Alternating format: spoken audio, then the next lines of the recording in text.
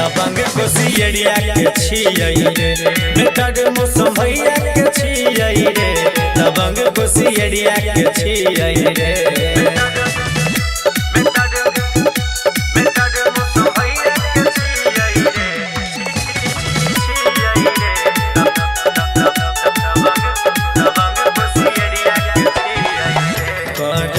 belong भाई खूनी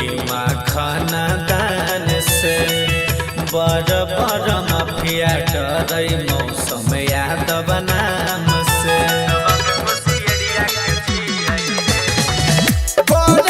belong भाई खूनी खाना दान से बड़ बड़ माफिया डरै मौसम यादव नाम से नहीं चल तोरे भाषण जब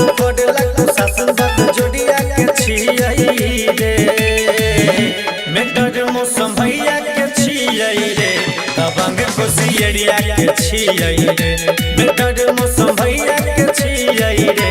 दबंग कोसियरिया के छियै रे रे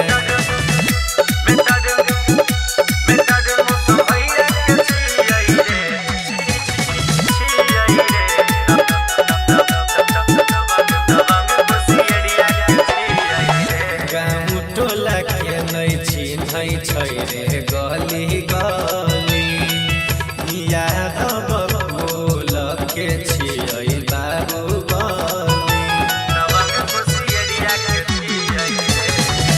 गाँव टोला के नहीं चिन्है छै रे गली गली यादव बोल के छियै बाबू कहो सुमन श्याम भर भगवान लाल